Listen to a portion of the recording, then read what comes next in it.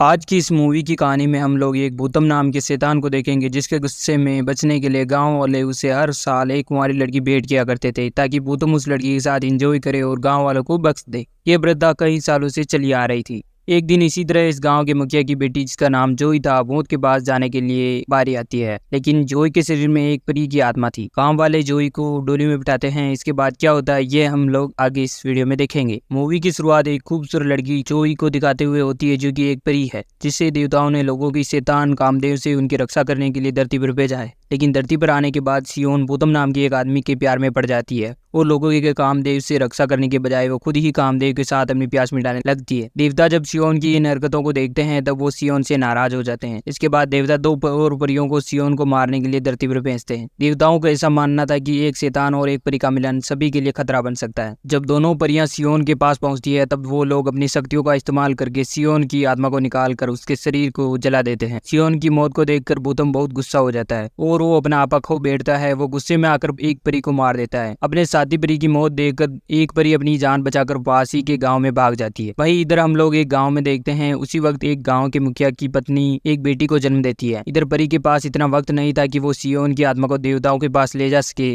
इसलिए वह सियोन की आत्मा को उस बच्ची में डाल देती है। अब मुखिया के घर में जिस बच्ची का जन्म हुआ था उसके शरीर में सियोन की आत्मा थी। उधर अपनी प्रेमिका की मौत के बाद भूतम अब आपस से बाहर हो चुका था। उसके गुस्से से पूरे गांव के लोगों की नींद उड़ जाती है। भूतम के गुस्से को शांत करने के लिए गांव वालों ने उसे एक और लड़की के एक रात के लिए भेंट करने का फैसला किया और इसके बाद ये हर साल की प्रथा बन गई थी। हम लोग ये देखते हैं कि भूतम गांव से दूर एक गुफा में रहता था और गांव वाले हर साल कुंवारी लड़की को डोली में बिठाकर उसके गुफा तक छोड़ते थे, ताकि भूतम की हवा शांत रहे। जब कुंवारी लड़की की डोली भूतम के गुफा तक पहुंच जाती थी तब भूतम उस लड़की को अंदर लेकर जाता था और उसके साथ जमकर कबड्डी खेलता था। यहीं पर हम लोग ये देखते हैं कि भूतम के साथ एक औरत भी रहती थी, जो कि अपनी शक्तियों का इस्तेमाल करके भूतम के जख्मों को ठीक करती थी। इस औरत का नाम चेंग था। चेंग अपनी शक्तियों को बढ़ाने के लिए गांव वालों को साथ इंटीमेट होती थी। चेंग से ही किसी गांव वाले से कबड्डी खेलती थी तो उसकी शक्तियां बहुत बढ़ जाती थी। इसी तरह काफी साल बीत जाते हैं। मुखिया के घर में जिस बच्ची का जन्म हुआ था वो जब जवान हो चुकी थी और उसका नाम जोई था। हर कोई उसकी खूबसूरती का दीवाना था। एक दिन जब जोई अपने दोस्तों के साथ होती है तभी इनकी नजर एक नाव पर पड़ती है। इस नाव के ऊपर बहुत सारी मछलियां तड़प रही थी। जोई नाव के पास जाकर उन मछलियों को पानी में छोड़ देती है, लेकिन तभी पानी से एक जवान लड़का बाहर आता है। उस लड़के को अचानक यहाँ देखकर जोई बहुत डर जाती है और अपने दोस्तों के साथ यहाँ से भाग जाती है। इस लड़के का नाम सेन होता है। वो अपनी बहन के साथ यहाँ मछलियां पकड़ने आया।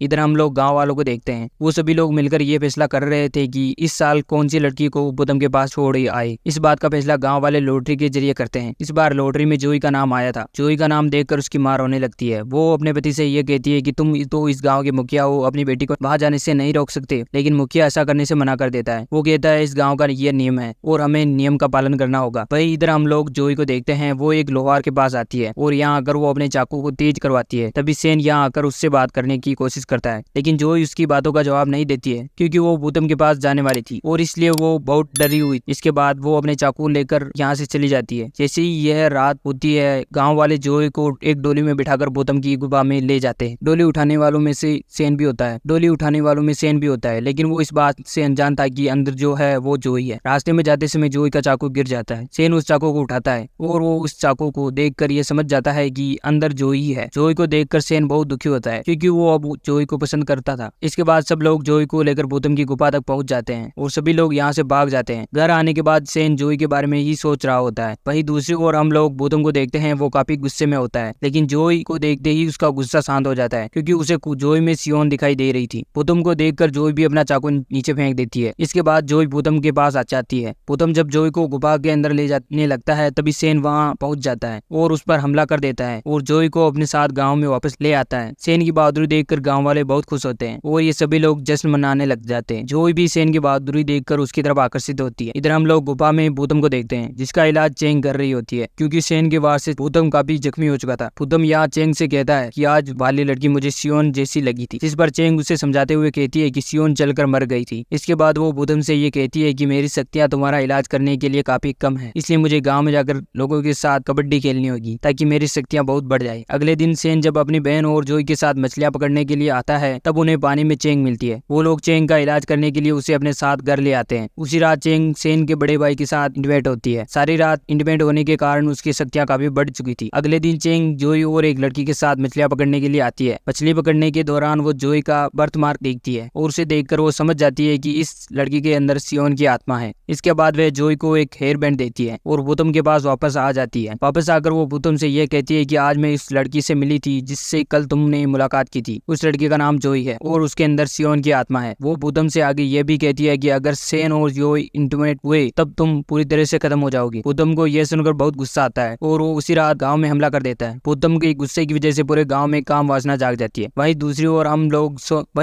हम लोग सेन को देखते हैं। वो अपनी बहन और जोई को लेकर गांव से दूर जा रहा था। सेन उन दोनों को लेकर एक साधु के पास पहुंच जाता है, जो जोई को देखकर साधु उसे कहता है कि तुम भूतम को मार सकती हो, लेकिन इसके लिए तुम्हें और ताकतवर होना होगा और ताकतवर बनने के लिए तुम्हें किसी कुंवार लड़के के साथ संबंध बनाने होंगे। ये सुनने के बाद सेन और जोई एक कोने में जाते हैं और ये लोग यहाँ चालू हो जाते हैं। इधर सेन की बहन वहीं पर खड़ी होती है और वो अपने बालों को ठीक कर रही होती है। तभी साधु की नजर उसके हेयर बैंड पर पड़ती है। ये देखकर साधु उसे कहता है कि ये तो भूतम का जादू ही हेयर बैंड है और इसके जरिए उसे ये पता चलता है कि तुम लोग अभी कहाँ हो। साधु ये सब कह ही रहा होता है तभी भूतम यहाँ पहुंच जाता है और वो यहाँ सेन को पकड़कर अपनी गुफा में ले जाता है और उसे यहाँ लाकर बर्फ में कैद कर देता है। इसके बाद जोई और सेन की बहन भी यहाँ पहुंच जाते हैं। मीना भूतम के पास जाती है और बिना अपने शरीर के जलवे दिखाकर भूतम को अपनी तरफ आकर्षित करती है। वहीं इधर हम लोग जोई को देखते हैं जो कि अपने शरीर की गर्मी से बर्फ को पिघलाने की कोशिश कर रही होती है। बर्फ जैसे ही पिघल जाती है सेन उससे बाहर आता है और ये दोनों यहीं पर इंटीमेट होते हैं। तभी भूतम की नजर इन दोनों पर पड़ती है। वह जब गुस्से में तलवार से उन पर वार करता है पर जोई उसके सामने आ जाती है और जोई के दो संतरों के पास से सियोन की आत्मा निकलती है और उसे देखकर भूतम उसके साथ चला जाता है और कहानी यहीं खत्म हो जाती है। सब्सक्राइब करें और कमेंट करना ना भूलें।